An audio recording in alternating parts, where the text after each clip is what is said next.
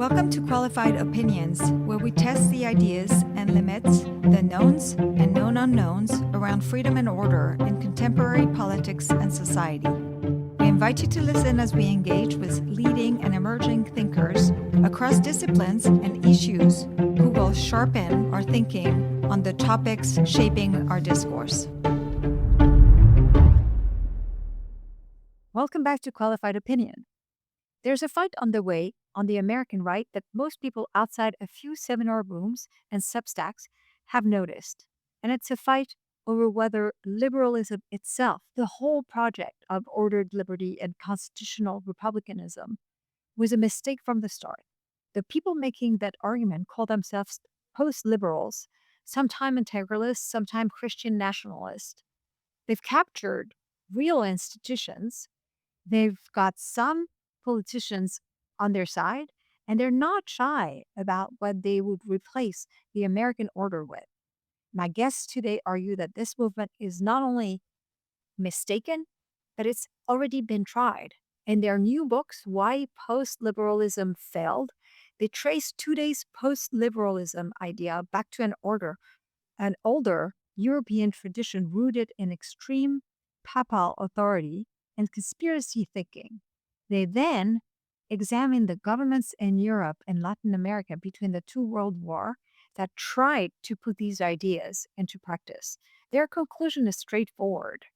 These regimes were the closest real-world examples of the integralist vision, and they failed for reasons many of today's supporters prefer to ignore. Thomas Howells is a lecturer at Princeton and editor-in-chief of the Vital Center. James Patterson is associate professor of public affairs at the Institute of American Civics at the University of Tennessee and a contributing editor at Law and Liberty. Together, they've written what several serious readers are calling the most rigorous analysis of post-liberal integralism available on either side of the debate. Thomas, James, welcome. It's great to be here. Yeah, likewise. It's wonderful being here. You wrote a really, really great book, and it's a book called "Why Postliberalism Failed," and it is a book that is taking us back in time. But before we start, I want to actually kind of do a little definition pose. What do you guys call post-liberalism? Because it's a word that is used by a wide range of thinkers and movement. But how do you define post-liberalism, and what type of post-liberalism do you focus on in your book?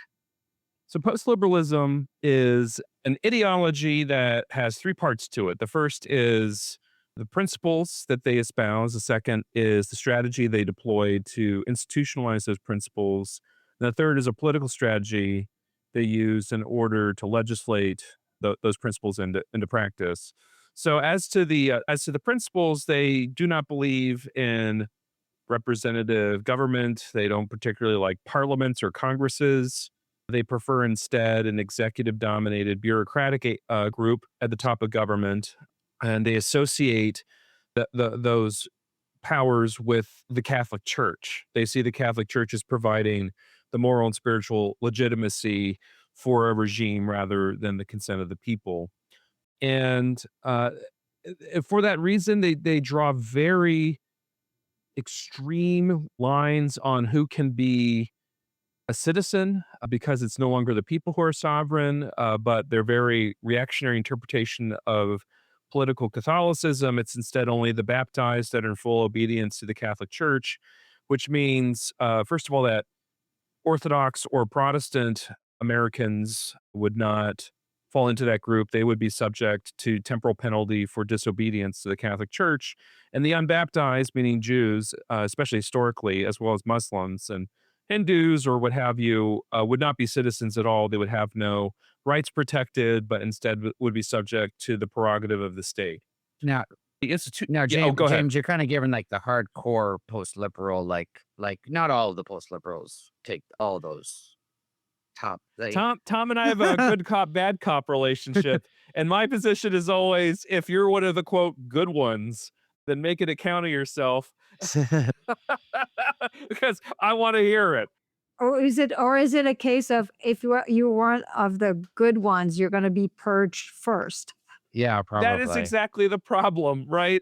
This is, and historically, it's, as you know from reading the book, it's something that persistent, especially in the Slovakian case, persistently chases down people that want to moderate to the degree to which they wanted, for example, in the Slovakian case, to collaborate with Hitler.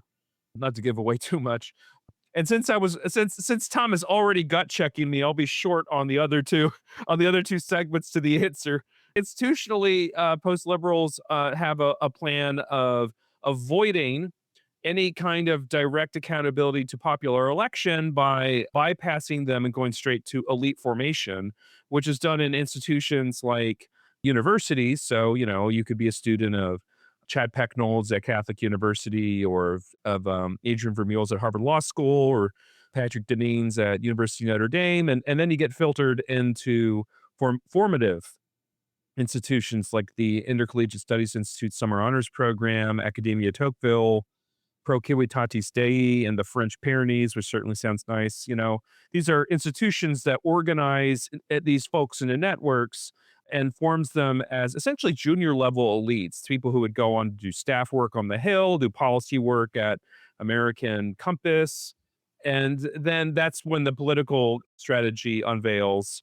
That's when they start to staff people in those offices and start creating political programs, party leaders, and even candidates that are sympathetic to them, like JD Vance. But So so in the modern kind of version of post-liberalism, is a defining feature, is it being Catholic, or is it confidence that political authority should actively shape society, like towards a substantive conception of the common good, or does it start with the latter and then require the former? So let's talk like modern, now, like who are the intellectuals, and do they break down into different groups? Because American Compass, like Oren Cass, I doubt Oren Cass would fall into the integralist. no. I have a lot of issues with Oren, but so I'm just asking, like, how do you think of it? Yeah, so well, we should distinguish. Like, our main target in the book are these Catholic post liberals, like Adrian Vermeule and Chad Pecknold, and used to be Sohrab Ahmari. I think he still kind of is, but he pretends not to be. But let's just give him the benefit of the doubt. Say he is not. He's a little put off by the anti-Semitism. That's right. He's a little At put least off we by the can give anti. him that. Yes, exactly. But there was a group of Protestant intellectuals, like theologians, who called themselves post-liberal before these Catholics, post-liberals, Mhm. and we leave them alone because theirs is mostly an abstract discussion. They have no real efforts to. They haven't made any real efforts to materialize this into some sort of political project. So we just leave them alone, and we say that in page 2, right, James? Mhm. Yeah, Adrian Paps and John Milbank are sort of like Yeah, yeah. broadly sympathetic, but this is not their fight. Hmm. Yeah, yeah. Hmm. Yeah. So in the modern world, like the people you're focusing on as the kind of the root, the intellectual root of this movement, of the revival of this movement, because it's effectively something that you're establishing in the book, is like there's nothing new. There's literally not. Hmm. This is it was let's talk about that actually. So why did you feel you needed to write the book now? So we were originally, not familiar with each other. We instead were two critics of integralism, sort of screaming into the void, and Tom and I sort of found each other over the website twitter.com. Uh, Yeah. and, and we were both very sort of surprised by how little pushback there was against this sort of stuff, as well as how high placed it was. And we were both very enthusiastic about Kevin Vallier's book, All the Kingdoms of the World, Mhm. and Kevin's book is a take that's done philosophically. And so we saw a niche for us to sort of insert the historical claims in there, because sometimes, because Kevin was so focused on identifying the philosophical errors of this movement, he would say things like, "What does Carl Schmitt even have to do with this?" And the answer is, "Oh, it has a lot to do with this." Mhm. If you know the history of this sort I of think thing. Kevin admits that Uh, now. He's realized that there's yeah. more of a political project that has some presuppositions and that aren't always explicitly stated. Right. So I had this old proposal sitting around when I found out Kevin was publishing a book. It's like, oh, good, I can exit this debate now because I've been doing this since 2019. And then it came out, and I was like, well, I think there's more work that needs to be done here. So, but I can't do the theology, and then as it turns out, could, and he did the political economy stuff because if he didn't, then the book would probably still be not done. So is it correct? I know the feeling. Is it correct to say that the integralist for the people who like they're a bunch of Catholics who would like to use the power of government to actually enforce Catholic values through the government, basically, to impose their vision of their religious values to society by using the government? Is it a fair kind of shorthand for the project? I think that's true for about 85% of them. I I this is the one thing I disagree with James about. I think that Patterson is sincere that he actually believes in religious freedom. That's why he never felt comfortable with the term integralist. But you'd be sympathetic to this. His view of like constitutionalism or lack of constitutionalism, right? Where he goes along with these guys in pushing for a sort of powerful executive that's not really checked. And there isn't this a big emphasis on the separation of powers and checks and balances and constitutionalism. I just don't think that in practice any of his ideas would lend themselves to a lot of religious freedom for religious minorities, right? Like, so he's kind of got a blind spot for institutions. But James is a little bit more suspicious that he agrees with the others more than he admits. But I don't know. You don't yeah, you don't endorse BO, the cardinal, and I'm speaking here, very bad French because I didn't study that, Sam Gregg corrected me at some point, and I forgot what it is. But, you don't cite a cardinal who was, choosing Action Française over Over the Pope. obedience to the Pope.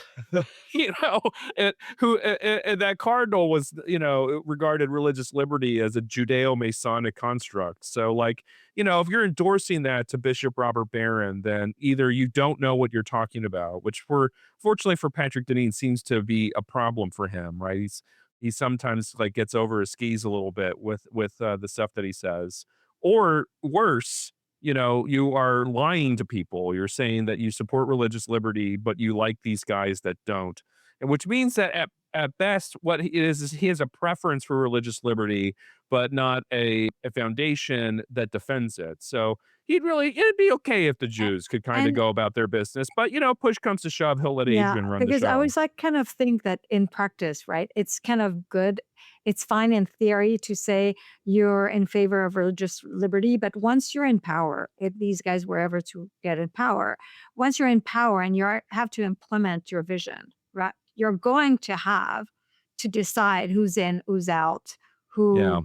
who's okay. And then I don't know how their system, like if really truly you believe that everyone should be living by the kind of value and the belief and that they that they that they believe in, there's just not a lot of place for freedom of No. religion or anything else for that Yeah, matter. I mean, even relatively soft like blue laws, like Deneen favors, are do place a burden on Muslims and Jews. They already have their Sabbath, and it's not the day that's getting the break. So it's tough. Yeah. Yeah. Yeah, Adrian is very forthright. He used to be much more forthright about this back when it was a way of almost sort of owning the libs and boosting his own social media following, where he would be very forthright about, using a whiff of grape shot to restore public order. And, he volunteered the idea of putting Protestants in jail. And this Off I is go. yeah, broadly aligned, the thinking of with Chad Pecknold and Gladden Papin. It's always been kind of like a game of trying to peg down where Deneen is, which I just refuse to play. But broadly speaking, that's where they are, and they're very intellectually proximate to people in political power today. So this isn't goofy or hypothetical stuff we're talking about. Yeah. So there's something that I thought was interesting at the beginning of your book when you said that some people at the beginning said, "Why are you writing on this issue?"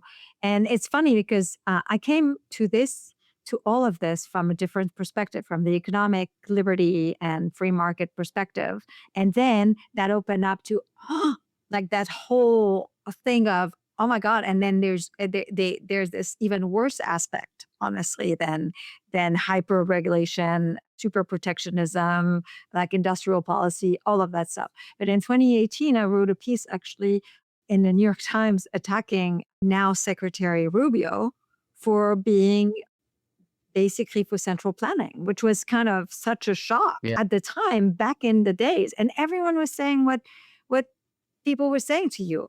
Like, first, I'm exaggerating. It's like it can't be that bad. And then it's just like if it's just him, so why do you care? And it was kind of like what you just said. It's like, well, like it's the first is such a break, a departure from everything we stand for and we stand for as a movement, or even, at the time, Senator Rubio stood for, right? But it is also that they actually have the president on their side, at least on the economic stuff. And in the case of the post liberalism, they like now today they have the vice president of the United States. Yeah. So it is kind of a freaking big Yeah. deal. And who are the two leading candidates likely to win the presidency on betting lines? Those two Yeah. guys. Yeah, but Well, I don't think yeah. Rubio. I wouldn't call Rubio an No, integralist. no. I think. Rubio. I mean, Rubio's maybe No, I'm no, wrong. no. Rubio's not a post liberal. He's more like those like reformicons that from like 10 years ago. Yeah. And I Yeah. think even And now believe those me, people. Scott Winship is a really good friend of mine, and I I will never stop giving him crap about the Yeah, reformicons yeah. because that was the seed that was Yeah, planted, well, a right? lot of those guys are seeing these tariffs and industrial policy now, and they don't even have any interest in it anymore. I don't think because they're seeing it's not really doing the things that they were hoping it would. I think they had this romantic vision of working class people getting on board with their social conservatism. Is Yeah. Yeah, if you go back to the 2022 conference, this is a big moment in contemporary post-liberalism. It's at Franciscan University of Steubenville. It was called Restoring the Nation. Sorab Amari was there as a kind of guest of the university and received money to put this conference on. It's unclear where the money came from. I think some of it was from Steubenville, but not all of it. But the line from Deneen was that Steubenville's a dump and it's capitalism's fault, which is a great way to welcome, to thank the host for you. Is like you can really smell the liberty, is what he said when he was talking about like what a dump Steubenville was.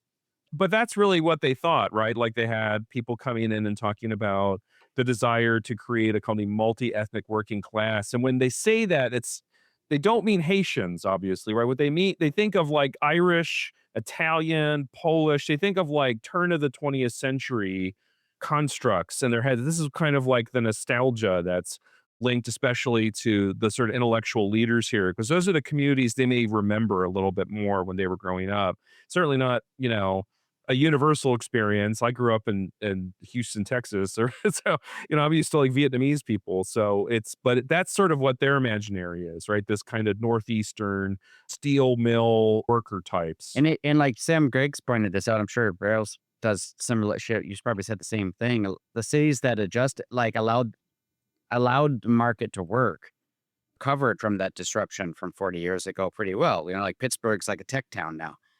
But the ones Yeah. that like, tried to get protectionism from the federal government and get special favors and all of that, they're the ones that have stayed struggling. Although I've heard that Detroit's doing a little better in recent years, but a few of these places. Couldn't do worse. Yeah.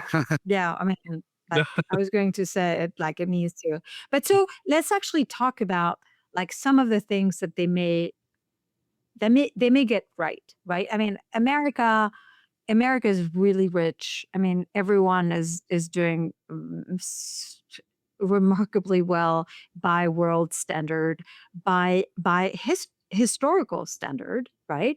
But there are things that there are things that are just not great. So can we?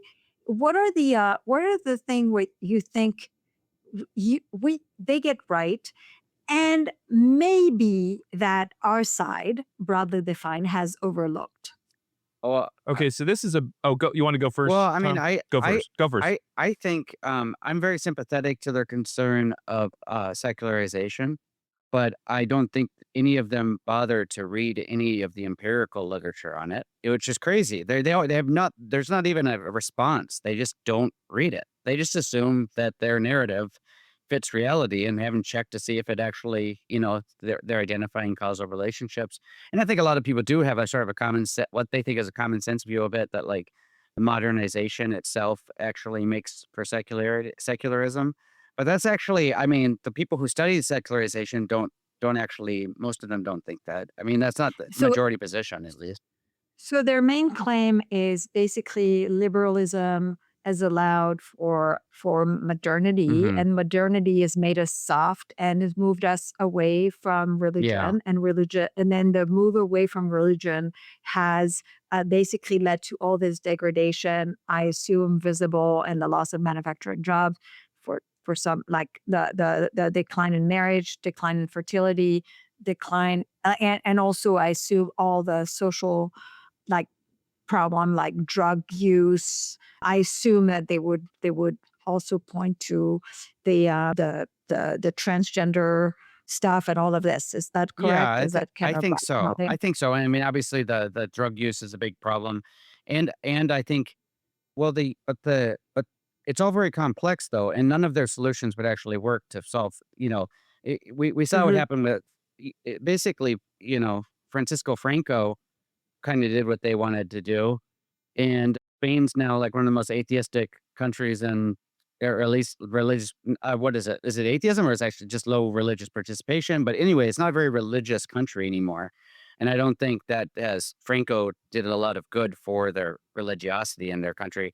But Yeah, one well, thing that while he was using the church that way, he was also imposing autarky, which made Spain like a third world country in Europe.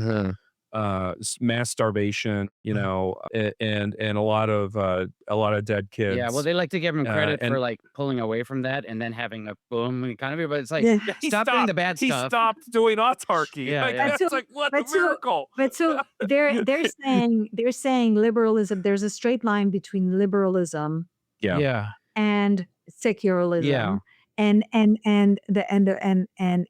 the literature doesn't No, I actually. mean, because they used to say that. It was called the secularization hypothesis, and it didn't match up because US was this huge outlier. So then they started asking questions like, why was the US different than Europe? And they realized that what was, you know, it wasn't the common was they were both modern countries, but what was different were other things. It wasn't because of the liberalism. In fact, the religious freedom going back to 1776, Rodney Stark, in a bunch of his books, has argued has made us more religious because it's allowed people to own their faith, to see it as something that they embrace, that they work at. They become social, like a Tocquevillian social entrepreneurs with it, promoting it. Mhm. And then people, whereas the places with established religion, it's seen as just sort of a fact of life. And Yeah, it's funny how when you free supply, yeah, yeah, that's right. great things Yeah, happen. that's right. That's right. But so maybe you're going to get a bunch of nominal people in the established religion, but I don't know from a God's eye point if that's better than having a bunch of sincere, convicted people that have a little bit more diversity. And really, the in that competition, when it was a real strong competition in the 19th century over the religious faiths in the U.S., we got a lot of immigrants from Catholic countries. That's true, but, like, people like Rodney Stark have argued that the religiosity actually increased among Catholics in the US from their home countries because of the sort of, very vibrant mission that they had to compete with other churches, that they had to build schools and do all these things. Whereas a lot of the Catholic immigrants were coming from places with very low literacy rates, and they weren't really taught the faith or whatever. And we tend to also have a sort of romantic view of how religious people were before the modern times. That's And big. they also are not interested in the empirical literature on that as well. And really, the way after when I actually read this stuff, my takeaway was we just always the people those of us who are really hardcore into the faith have always been a minority, and we've always had to push to create this enclave, build this enclave of that is the salt of the earth, right? You want to be the salt of the earth, you want to be a city on the hill. Well, the people that are really into that project have been a salt of the earth, but they've never been a huge majority, even if they've had institutional power. Because the thing is, before in the Middle Ages, the only thing that really had a lot of organizational power and scope was the church. So they were the ones building universities, and they were the ones that were making books, and they were powerful enough as an international entity that local lords or whatever the people who had temporal power didn't want to didn't couldn't really compete with them, right? And then you have the modern state develop so that temporal authorities can, compete with the church, right? And they also have more arms, right? And that's when you get this transition from sort of medieval Christendom to sort of the Baroque establishment religions. And the truth about that none of these guys want to admit either, the sorry truth about that is that even though in their theory it's this model of the everything becoming subordinate to the church, in practice it was everything became subordinate to these temporal authorities. So that's, I mean, you go Yeah, to this Mhm. big time. Catholic kingdoms, the Catholic king, he would insist that he have a say in who the bishops were chosen by Rome, right? Because he didn't want to give too much power to the so then you have things like Gallicanism, all this stuff. So they have a very romanticized view of the history of this, and they don't realize how lucky we are to live in a sort of religiously free, society. And also, so I just got back from Florence, and it was just an amazing trip. I just learned a lot about the Medicis, and of course, like kind of a lot of everything is really intertwined with the popes. At the beginning, there were like three, I think, and then it boils down to one, and they were like everything, like so much around has is really kind of the power, the money, that comes from all this art is funded.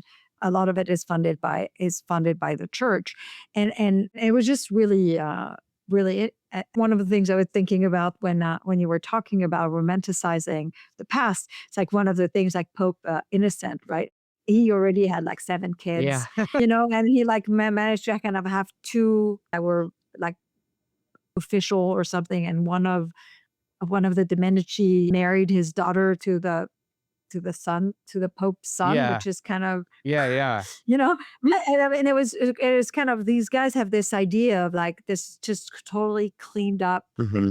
idea of what the past was like. But A, James, a, I cla- wanna a classic. I'm sorry. What were you going you to go say? ahead again. No, no, A no. Go classic ahead. version of that mistake is one of their foundational things is the invocation of unum sanctum, which is this papal encyclical given in which Pope Boniface VIII affirms that Christendom is more or less under the indirect suzerainty of the church.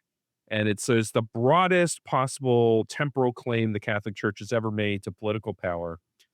And they'll say this has never really been overturned, and it's really good magisterium, and they'll bring this to the fore, and then they'll leave out the fact that unum sanctum was the cause of that period you described where we had three popes, because it was so incendiary that Philip the Fair, the king of France, sent soldiers to the papal states and abducted the pope, who died in the under the around the time that he was abducted. Who knows, what happened, And but probably that killed was the him. grandson of St. Louis. So things that the golden age didn't last very Yeah. long from their standpoint. Yeah. Yeah, you gotta be kidding me with this stuff, right? Like, you do not cite unum sanctum and then leave out the fact that unum sanctum was one of the principal causes of one of the biggest pre-reformational crises in the Well, Catholic and in Church. the period of papal power, like the most papal temporal authority between like 1300 and 1800 was I can't remember the exact numbers, but it's like the biggest lull in saints for popes in history. Like, you have all these saints leading up to that point. You have, like, no saints in that time, and now you have all these modern saints because the Yeah. temporal authority, as soon as you make the papacy a temporal authority, you get all the Bill Clintons of the world trying to claw at it, you know? But so I wonder whether, like, I've always wondered about. I mean, you guys are the expert in that. But I've always wondered whether, in the end of the day, for the integralist and for the post-liberal religion, it was more about aesthetic. Yeah. It's like they have this it's like power plus aesthetic Mhm. where they like and the two combined is irresistible in a world that they perceive as fallen, and they're frustrated in it, and they would want to change it. Mhm. And it's just they like the centrality of the church. They like the top down approach of the Catholic Church, and that's what they care about, because it's really not. I mean, and I think kind of, I don't know whether any of you have read J.D. Vance's book, what is it called, Yeah, Communion, yeah, I just read a about his review faith. for it, but it's gonna get published. I didn't Oh, see no, this, but it's coming out still next week, I think. So okay. So, but I kind of like it. What strikes me about these guys mhm, is there's just a lot of talk about the church, the power of the church, but there's just not a ton of talk about. They never talk about Jesus, mhm, for instance. mhm. Like, I mean, it's kind of like it's and I've always from a distance always thought kind of like that makes me wonder what this is all about. The first thing to note about Vance is that in his original conversion story that he gives in The Lamp, he doesn't actually talk about That was Jesus, right? mhm. He talks about the intellectual seriousness of the Catholic Church, which is not good enough. That is not what's going. If you're a serious Catholic, that's not what's going to save you. Reading, Thomas Merton's not going to save you. So it's a weird conversion story where he what he more wants is a kind of intellectual heft to what he wants to argue. And the other thing about this aesthetic you're describing, I seized on this in like the very first thing I ever wrote on the subject, like back in 2019. It was called Why Integralism is an Ideology of Despair. And I got a lot of like hate for it, but that's common whenever you criticize these guys. But the aesthetic really is one of a kind of tradition prevailing against external forces. And that aesthetic is important because it is deep down what's really at work here. If you read Why Liberalism Failed, the book that kind of popularized a lot of this stuff, liberalism is an agent. It is constantly acting. And we talk about That's this. Patrick Deneen's book. Mhm. Patrick Deneen, yeah. And we talk about this in the book. At length in chapter 6. Liberalism as an agent in history is a kind of like right wing Hegelian argument where we are subject to the pressures of ideas. And while he's trying to source where this idea comes from, it's like Roger Bacon, John Locke, John Adams, John Stuart Mill. It's basically all the people that Patrick Deneen doesn't like that lived before the year Who are named 1900. John. Um, yeah, it's a very unusual hodgepodge of thinkers he needs to turn into liberalism, and they're constantly thwarting things, right? And that is the posture of the post-liberal ideologue. They're thwarted, and they're seeking out others who have been thwarted and trying to give them an explanation for why they feel so frustrated. And as Tom was explaining, it's not a educated theory. It's not explaining what's actually going on. Instead, it's a substitute for an explanation. And so you just say the word liberalism and you have an answer somehow, and so everything that you feel is thwarting you is now liberal. Or And it's like Oren Cass, everything that he doesn't like is market fundamentalism. Mhm. exactly. And all of that rests on the sense that you're appealing to the kind of pathos of the listener. And it does. The reason why it doesn't have anything more to offer than an aesthetic is that once you have to start dealing with like institutional problems that emerge whenever you try to put into practice like Sabbath laws, like Tom was talking about, is that you have a problem, as we did historically, with Jews having a different Sabbath and them being indirectly taxed by the state by having to, hire a, what they call the store goy, right, who would like work on Saturday. And then, if you kept the store open and couldn't afford it, not to be open on Sunday, then the police would come by and close your store or take a bribe. And that was the history of Sabbath laws in cities. I mean, it was not actually creating a Christian culture in places where there's pluralism. And so their solution is no pluralism, which when they say that, they say, haha, based. But when you actually look at the history of doing no pluralism, it's just hundreds of thousands of corpses, which is, the center of the book. Yeah. So before we go to this, I want to kind of bring another point.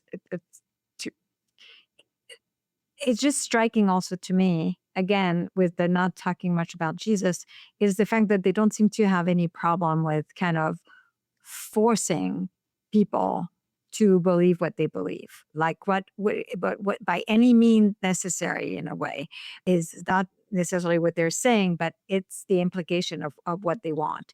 And that to me goes again completely against Christianity, right? I mean, like if they're true believers, they've got to think that the power of God is immense and he could turn people into Catholics like that. Mhm, Like if he wanted to, if that's what he was interested in, mhm, if he were mhm, interested in forcing people, he could do it.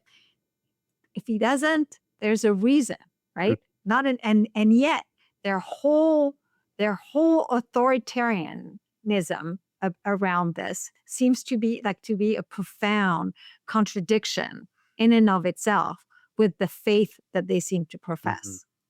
Yeah. The the the thing that this reminds me of is when one of the figures who was more important early on, a guy named Father Edmund Waldstein, who was, one of the chief contributors to a blog that was very big among these guys in the late 2010s called the Josias, would defend things like, in principle, the Jewish ghetto. And the idea behind the Jewish ghetto is that they're free to stay there, and so they're experiencing freedom. But they don't get to teach error outside of where they've been cordoned off, because if they teach error outside of there, then they're doing harm to the common good. And that's how they try to square it, right? Is that it's okay that we use these tactics because we're doing it for the sake of other people, right? It's very paternalistic. And the other thing about it is that they don't particularly like the idea of suffering because they consider themselves innocent, right? They've not done anything wrong. It's others who've done wrong to them, right? That's what the thwarted posture is. And so there's this sense of aversion to the cross that has always been deep down the thing that really bothered me about this. Where, is it better to suffer on behalf of the church? And the answer is I shouldn't have to suffer.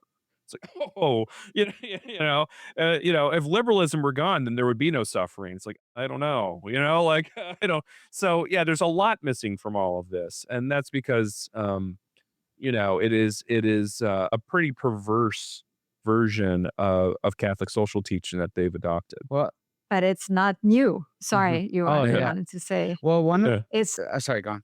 go ahead. I one time wrote this article that I guess I didn't incorporate into the book as really, but it was that Carl Schmitt's like I used to be like Kevin and be like only Atrium likes Carl Schmitt, and then I realized like no, really like the other ones don't like citing Carl Schmitt because it's embarrassing because he was a Nazi. But Hey, man, that's a It should be. Democratic Party standard yeah, now. You can be a but Nazi, but run in Maine. yeah, but And elsewhere, But actually. the Mhm. spirit of Carl Schmitt is very much a window into their id, I think, because they want the political authority to be like was Thomas Hobbes call it a mortal god. They want that because they want their seat. They want their transcendent. They used to what's his name Buckley used to say, "Don't immanentize the eschaton." Well, it's like they want to make bring the transcendent down here and make Mhm. the political authority kind of transcend the political community a little bit. And there's almost like there's then a sense of this concrete providence of this political authority, which can they don't might not realize it's happening, but it's kind of an idol. It's kind of like it's trying to replace faith with the sort of concrete, like physical form that you're deifying on earth. And I think Yeah. that's part of what's going on there. And I don't want to. I don't want to question their faith or anything, but I'm saying like there might be some temptation there that's going on there. Well said. So let's talk about the past. Mm, This is not new. right? Mm-mm. This is this is one of the thing that is so stunning in your book is like the kind of the demonstration, the historical demonstration that this has happened over and over and over again. So I don't even know how to synthesize that. What is the most quintessential integralist experiment that we've had? Was it Spain? Was it was it Spain? Would you say? If I had to talk about any particular case out of the book as definitive, it would be Mm-hmm. Spain. So you have Belgium, you have France, you have Mm-hmm. Austria, you have I mean, and you talk also about like really old Europe. You have Spain. So you would say Well, Spain? I'd also say Yeah. that I'd say that because the theory of integralism is just not actually ever implemented, right? The practice of what they really want, of having a big strong man who tells people who's Catholic and tells people what to do, is more like Spain. It's more like Spain. It's not really integralism because Franco could just as easily tell the Pope to, bug off about anything, right? But it's about it having Yeah. this Catholic strongman. But the I would say Spain. I would agree with James there, but I'd also say that Vichy France is. I learned, by the way, I never thought about Vichy Hmm. France in that Hmm. context, but it is, I mean, you make your case very well Hmm. with, finishing with L'Affaire Dreyfus and all of, I mean, it was stunning. I'd never thought about it this way. Yeah. The startling feature about all of these cases is just how similar they are. And the reason why Spain stands out is because it is, as Tom says, the clearest attempt of a person really trying to do it, Hmm. right? Like the other person who really tries to do Catholic integralism is Dolphus and Austria. And Dolphus is around for like 18 months and nobody likes him. Yeah. There's this huge like Dolphus fandom in the United States because of an English language translation of his biography by a sympathetic, like a person who worked for him or something like that. I forget his name. In Austria, he's not, right? It's not like this. But this is one of the weird elements about American, especially more traditional American Catholics, is that they read like sort of odd peripheral things like this. And so they end up with like old Franco normalization propaganda from the 1960s as like their starting point on Franco, where it's like, oh, he hoodwinked Hitler when they met at a conference to discuss how much land Franco was going to get for entering the war. It's like, what Hmm. are you talking about, right? But Mhm. that was back when you could just say he opposed communism, and people would just like carte blanche the kidnapping all of the former communist children, Well, so and can you tell us the big line of the Franco story? so the Franco story is the most important because it's the one you will frequently get pushed with, which is you have two sides to choose from. You have Franco, who will defend the Catholic Church, and you have the Republicans, the Spanish Republicans, who want to annihilate it and are already annihilating it before the Civil War Well, starts. that's not really true of all Right. the Republicans, but at least the ones that I Stalin was know. funding, right? That's right. That's the problem is that when a person tells you that these are your two choices, what they're telling you is, I want you to think that these are only two choices because that's what I think, but I don't know anything. Hmm. And if you know even a little more about Franco, what you know is that there were a subset of Spanish Republicans who were absolutely awful Hmm. people and murdered many, many Catholics because they were Catholic, and they are awful and should never be And defended. once the war started, they were the ones that got the most funding from like USSR, so that also made them more Yeah. powerful during the Mhm. war. Yeah. As you were saying at the beginning of the podcast, there are these internal factions, and the radicals tend to benefit because they're the ones who are willing to go the furthest rather than moderate. Right? Moderation's usually not that popular in a revolution. That's sort of not how they work. But when it comes to Franco, Franco wanted the full subjugation of the church to his will and killed, priests in Navarre. He was just as bad. It's just that the church ideologically aligned with Franco because he was the easier person to align behind. But Franco was crazy. Like he was a crazy person. He believed in what was called the Judeo-Masonic, or also called the Judeo-Masonic Bolshevik conspiracy theory, which posited that Jews had established a worldwide conspiracy and advanced a Gentile front in the form of the Masonic Lodge.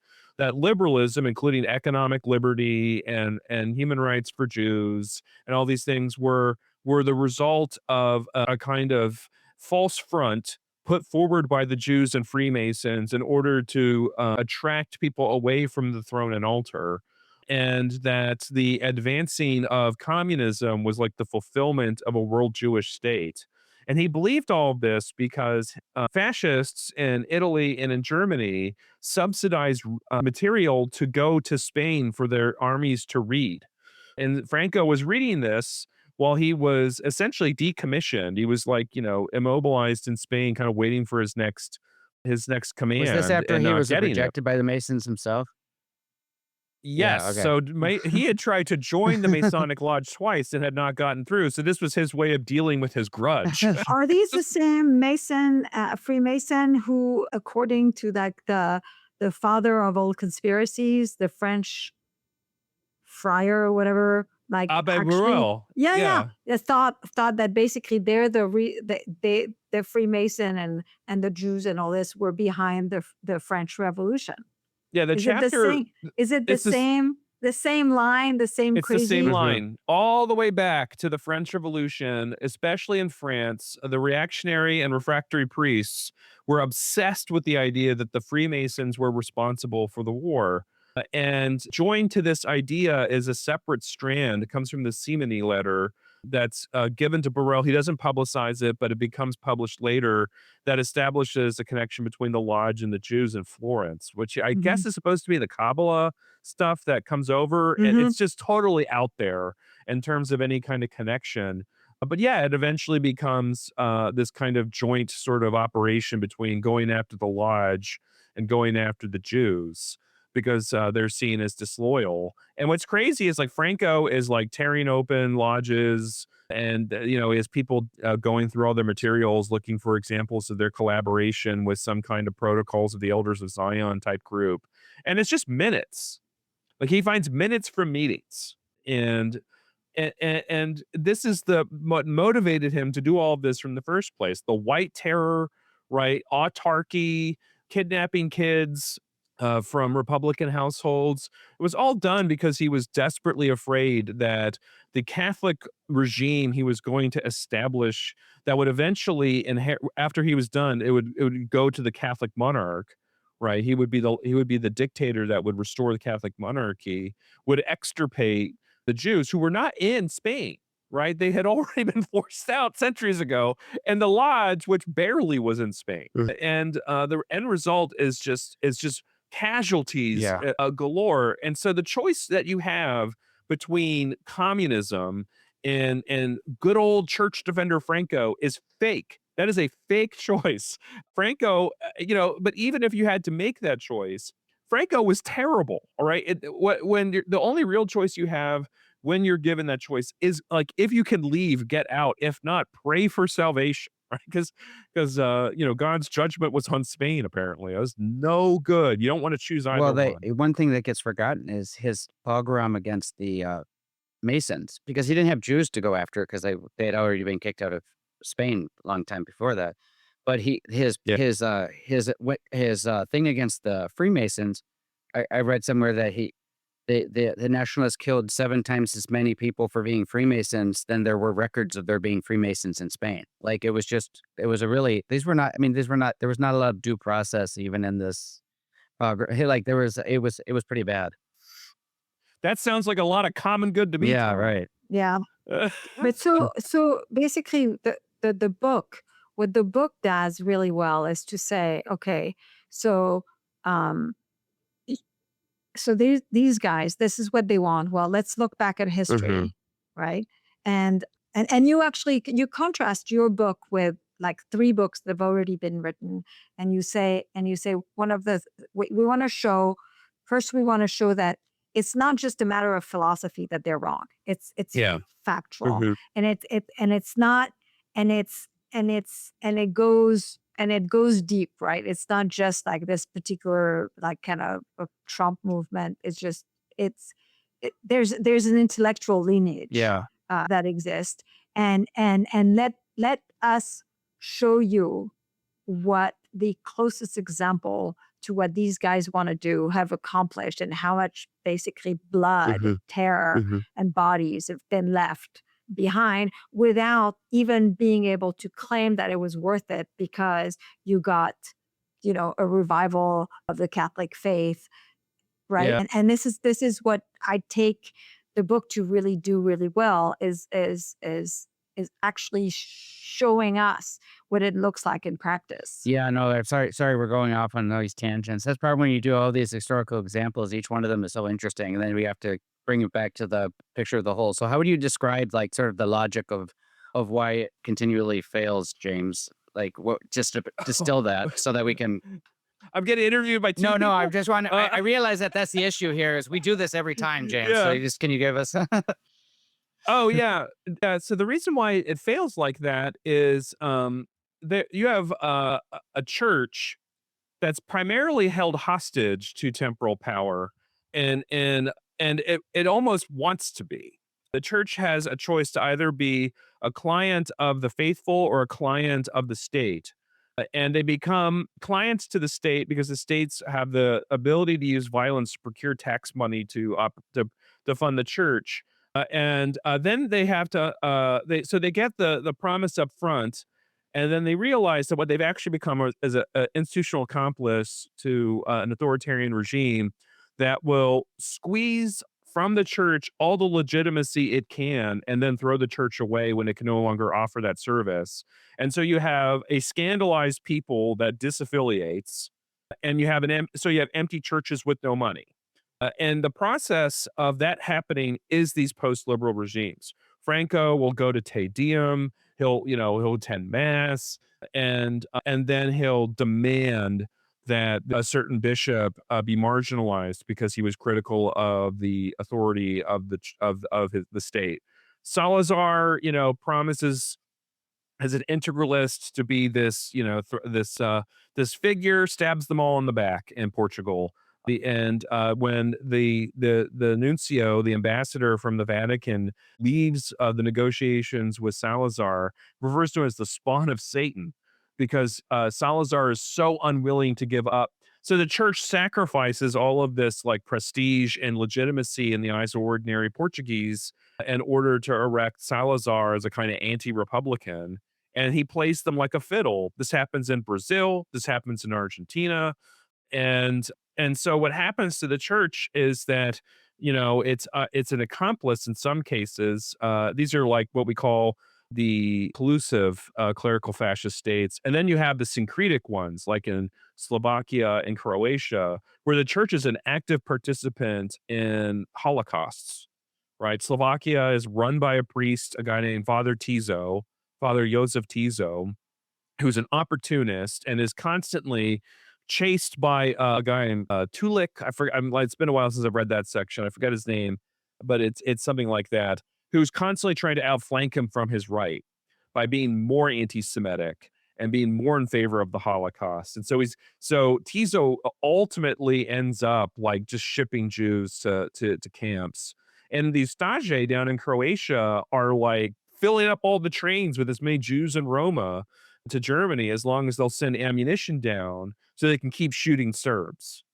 And the Franciscan order is down there cooperating with all of this, while the clergy at the highest level, like cardinals and bishops, are powerless to stop them. They do not want this. The Pope doesn't want this, and there's nothing they can do. And what the state does is it empowers the allies within the church. And so by the time this is all over, and all of these regimes have failed, these places are barren of the faith, because the faith means fascist executions on the streets, and nobody wants to be a part of Yeah, and that. when if you look at France too, it's really interesting because the French clerical culture, they do have a lot of say in Europe, including at the Vatican before the war.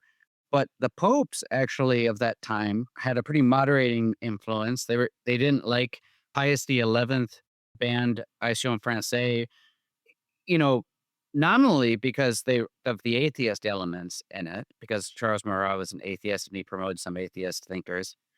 but practically, Charles Maurras was the founder and leader yeah, of Action yeah. Francais. But practically, we find out that he obviously is concerned that it's just a big waste of time for the French Catholics. He's like, he thinks like, why don't you guys just do what Leo the 13th said, get involved in Republican government, stop trying to tear down Republican government. And he commissioned Jacques Maritain to help him with that. But when Vichy comes, it's Pius XII lifts the ban because he just wants to stay out of it, right? But when Vichy comes, it's seen as a by these sort of reactionary Catholics, including reactionary Catholic clergy, it's seen as sort of the triumph of Action Francais. Right? So they both Charles Marat and famous clerics like Gergu Lagrange call the leader of Vichy France Pétain, right? How do you pronounce it in French?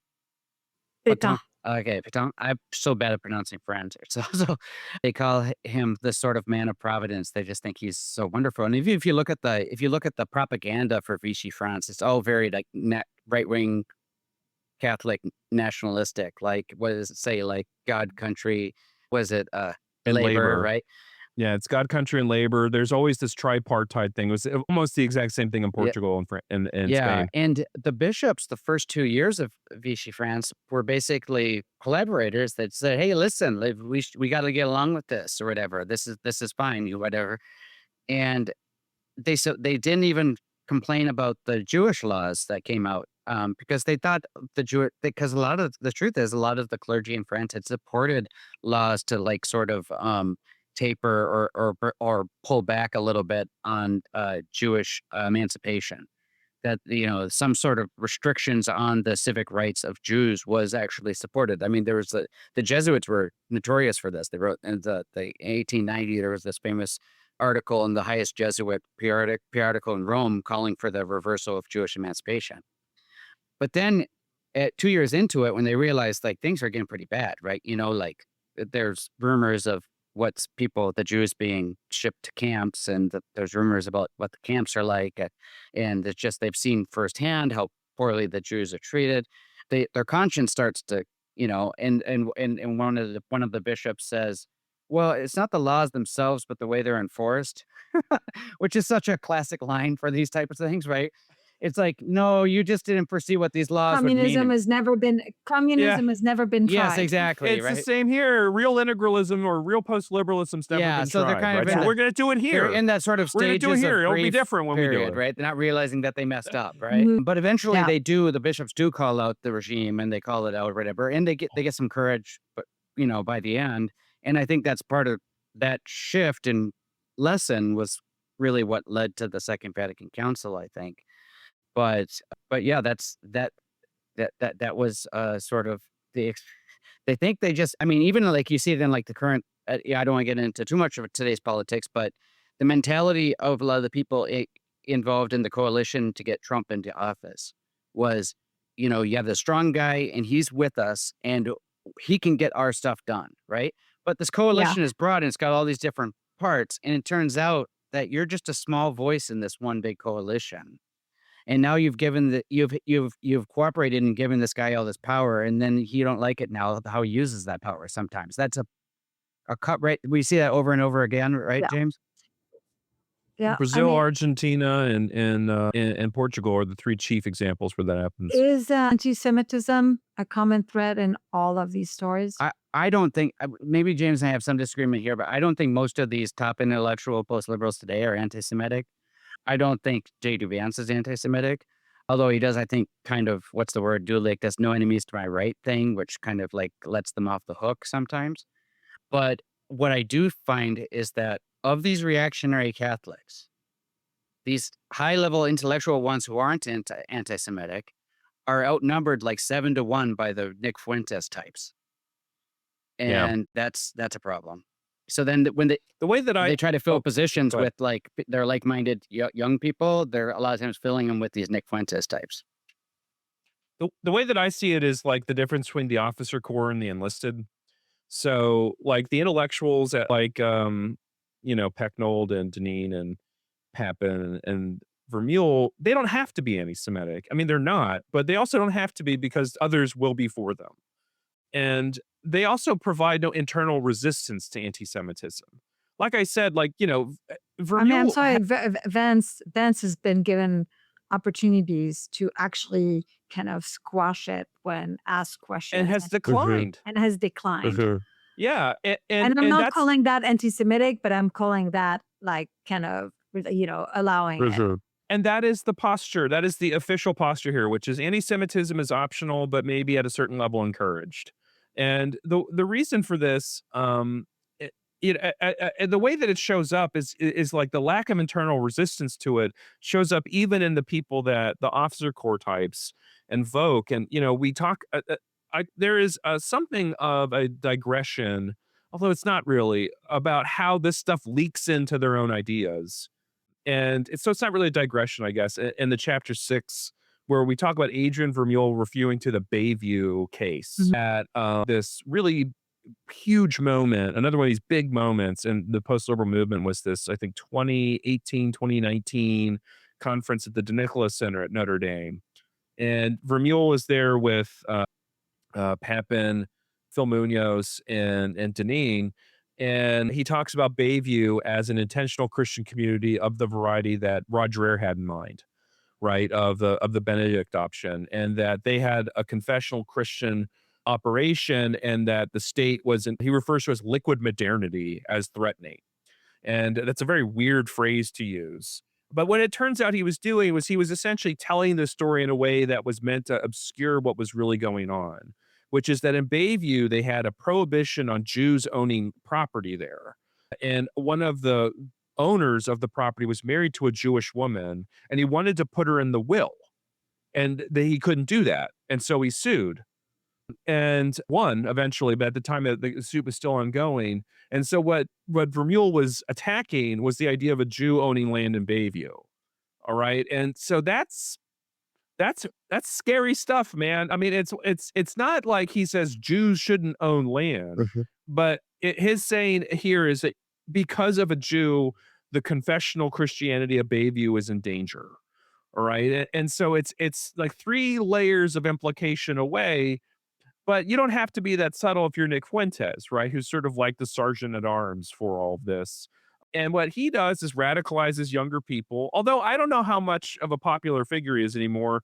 He kind of had his moment, but if he's still out there doing his thing, And I also think that now he's like attacking Trump. Mhm. yeah, He's that's the attacking thing. all these guys too. Yeah. He says he's going to vote for Democrats. Like it's just a classic turn. Like eventually he's going to get a book deal after flipping, and he's going to talk about what it was like to be He's gonna this, be at the and then he'll write. DNC. Yeah, and Yeah. he'll write. And Well, he'll he'll get like a probably writing get gig at the elevated Atlantic. or be elevated to the New York Times like Tucker Carlson was interviewed Mhm. recently. Like, I mean, Exactly. Like you can see the playbook for this. It's not hard to follow. So he's got to have his moment where he flips. It'll be probably during the next election, but in the meantime, like these are, you recruit from the Fuentes people into post-liberal groups, right? Because your average 19-year-old doesn't read Deneen, but he could read Deneen if he goes to the summer honors program at ISI, yeah. right? Where he would meet Deneen. And then you can take someone who's been radicalized by Fuentes and turn them into, in a way, like a more disciplined and serious figure, because they'll actually be reading, hopefully they'll be actually reading serious things. But on the other hand, these are not the kinds of people that are reading like the stuff that you would have read at the ISA honors program 15 years ago. You've been reading Burke and Tocqueville. We've gone over Mhm. time, but I still want to ask this last question, which is kind of, can you make the case that it would be closer to get what they want? Were they actually embracing and fighting for liberalism and scaling back the centrality of government? Yeah, Or I think so. I mean, I think, if they followed it wouldn't be perfect, yeah, but it would not it's be never gonna be exactly what they want, perfect, but it'd right? be closer, Yeah, well, I mean, I think, if they read like Tocqueville or what Rodney Stark says about it, I mean, what there's they should have there was this momentum to our universal school of choice. I think we have like 12 states now that have universal school of choice. We used to have 0, just like 10 years ago. I mean, that'd be the kind of thing you should be pushing for, because that's one of that actually is a sort of almost secularist policy that's been imposed that the church has complained about for 150 years, rightly so. I think that you have to pay your taxes and pay for Catholic tuition, your property taxes and Catholic tuition. It really, you should be able to give some of your property taxes back to you to pay your own kids' tuition. I mean, I think those are the kind of things that have a secularizing. There's some evidence that has a secularizing effect, making all the kids go to public school, even the ones that their parents don't want to send them there, or not making them, but making incentive, giving such a strong financial incentive for it. You know. Yeah, a big harm to the church in the United States has been that Catholic schools got so expensive. It used to be much easier to communicate the faith to the next generation because you had a bunch of priests and nuns running a school for pennies, and now really they're like vessels for getting people into college, and as a result, the mission of the schools on the spiritual side kind of takes a back seat to fundraisers and building expansions and capital campaigns and stuff like that. And so the alternative of doing this sort of home and co-ops was a big part of what was going on when I was living down in Ave Maria, Florida, which was founded as another one of these intentional communities. Jews could only land there, by the way. It was fine. And so there was this massive Catholic co-op. But to Tom's point, if you wanted to go to the more rigid, structured Catholic school like my son desperately needed, there was actually funded. There was tuition support that was funded not even by the state, but by a program the state created that other people could fund by making donations, and it was very good. The fear, and I know we're on an AIER podcast here, is that as you subsidize, you're just increasing prices to the point where the subsidy can support the maximum price, and so that was the concern I had too, right? But what kept that from happening was the competition with the co-op. Mhm. Yeah. So even if it wasn't two Catholic schools competing with each other in the same Mhm. institution, there was, and hopefully, because there's a public school built there now, they're also experiencing that kind of competition to keep prices Yeah, it's down. easy.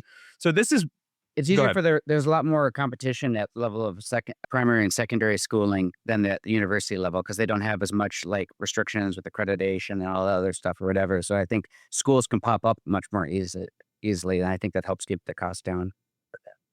Yeah, so I mean, not to drill too much down on schools, but you can tell like we're dads. Yeah.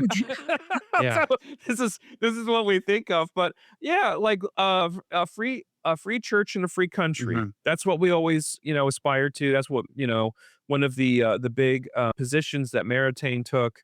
As it turns out, the alternative to the church being a client of the state is that it's a client to the congregation, and congregations hold these organizations much more accountable. And I just had a debate at ISI with a really great guy, Jacob Imam, and this is one of the points I had to keep making is that institutions have their own logic. It can't be just the principle of the common good. And when you organize institutions where the church is a client of the state, the populace rapidly disaffiliates, and that's the logic of the that we had before. And it took a long time for the Catholic Church to discover this. Yeah. Well, this is a great place to end. Thank you guys so much. And I really highly recommend people buy and read Why Postliberalism Failed. Thank you so much. Thank you so much. Thank you guys.